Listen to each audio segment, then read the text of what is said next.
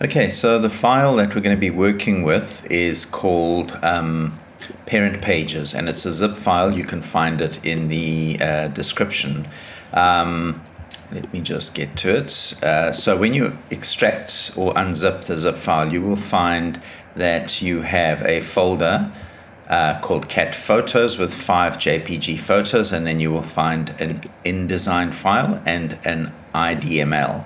So if you're on an older version of InDesign, this is the November 2025 version, you would open the IDML. If you're on my version or a newer version, you can open the INDD. So the file that you're opening is parent page start. Okay, so here you can see is the basic skeleton of a document. We have a cover and we have 5 blank pages, all with the same column structure, and then we have a back page. So pages 2 to 6 are going to basically have exactly the same structure. They're going to have a photo on the left and some text on the right and a page number.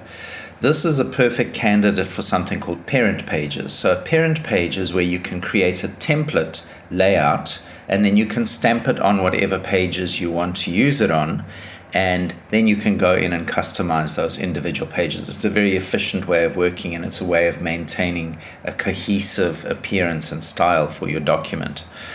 So you can see at the moment we've got a little A on each one of these pages. That means that the parent page called A parent is being applied to all pages.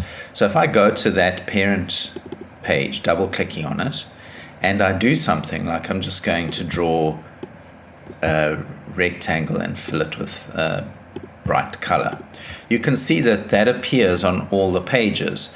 You might think that it's not appearing on page 1 and page 7, but if I go to page 1 and page 7 and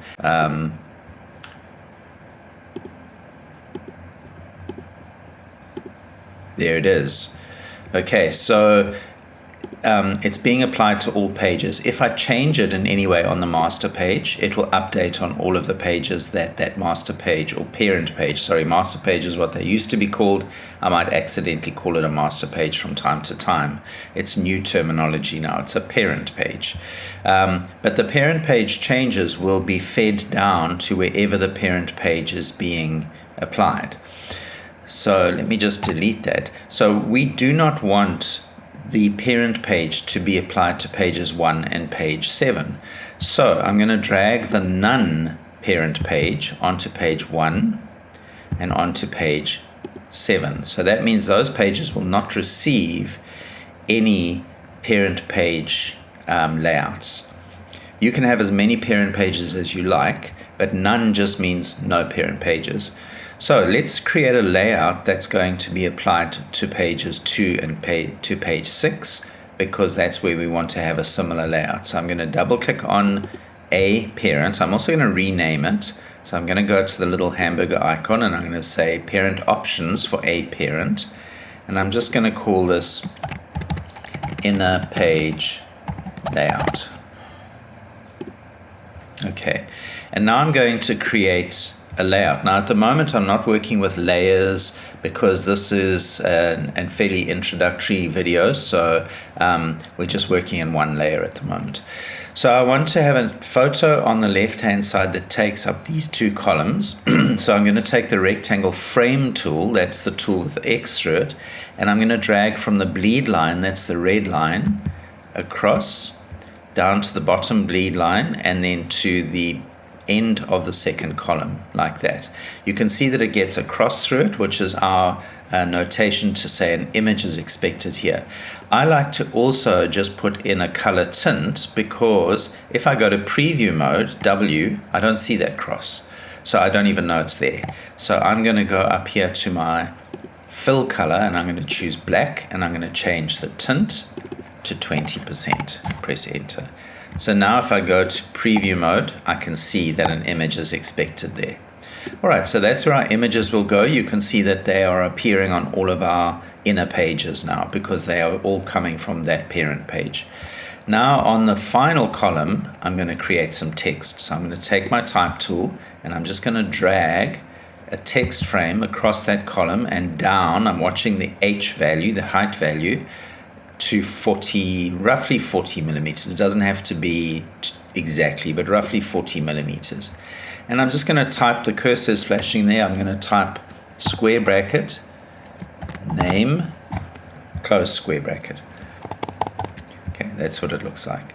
So the thing here is that whenever you put things in square brackets on parent pages, it usually is an indication that you need to populate this with unique content for each page that this is applied to. So name, and then I'm going to press enter, and I'm just going to type a day in the life. Okay, now to format these, we haven't covered yet formatting text. So what I have created here some paragraph styles. You'll learn how to do this in another video, and we're just going to apply those. So we're going to select the first line and we're going to click on name. We're going to select the second line and we're going to click on a day. So those are formatted, and now we can zoom out. And now I'm going to take my type tool and I'm going to go beneath that top text frame, and I'm going to drag a text frame in the balance of that column. I'm then going to right click and say fill with placeholder text. The first paragraph of this placeholder text is going to have the deck style applied, and the balance of the placeholder text is going to be body. So I'm just going to make sure it gets applied by going back to basic and then back to body. Okay, and I'm just going to clean it up by taking out these extra bits here. So lorem ipsum is basically gibberish. It's just a way of putting placeholder text in there. All right, so now we've got nicely formatted text, and we've got a template. When I go to my actual pages, you can see that this is being applied to pages 2 to 6. Finally, we want to put in a page number at the bottom. So I'm just going to zoom in here, making sure I'm still on the parent page. I'm going to take my type tool and I'm just going to drag a text frame here, and I'm going to type page space and then type insert special character markers current page number. It puts in an A basically because the prefix for this parent page is A. I'm going to select that and I'm going to go to my page paragraph styles, and I'm going to choose a day, and then I'm going to go here and align it to the right. Okay. And leave it fairly long like this, because sometimes with page numbering it can cut it off if you make the box too small. All right, so now if I go back to my pages, you'll see that if I go to page 2, it says page 2, 3, 4, 5, 6. So that's automatic numbering done. All right, so the final step is, now that we've got our parent page done, we need to go to our actual pages and populate them with the content we want. So I'm going to double click on page 2, and you can see I can't select anything, and that's because it's locked to the parent page item. So I need to override it or release it from the parent page. And the way that I do that is holding on Windows Shift Control, on the Mac Shift Command, and clicking on the item I want to override. So Shift Control or Command, click on the image and then click on name. So those two are now overridden and released to the local page, which means I can now place an image in here and I can change the name. So to change the name, I'm going to double click and then just select that word name and type Stormy.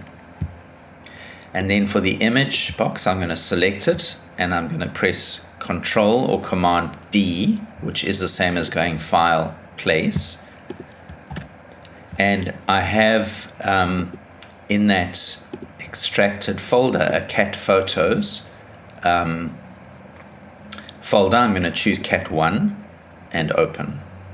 Okay, now it isn't fitting properly, and what I can do is change my fitting options on a case-by-case basis, but wouldn't it be much easier if I actually change it on the parent page? So I'm going to go back to the parent page, double-click, select this image frame or graphic frame, right-click, go to Fitting, Frame Fitting Options, and I'm just going to say Auto Fit, Fill Frame Proportionally, and set the line from to center, and then OK.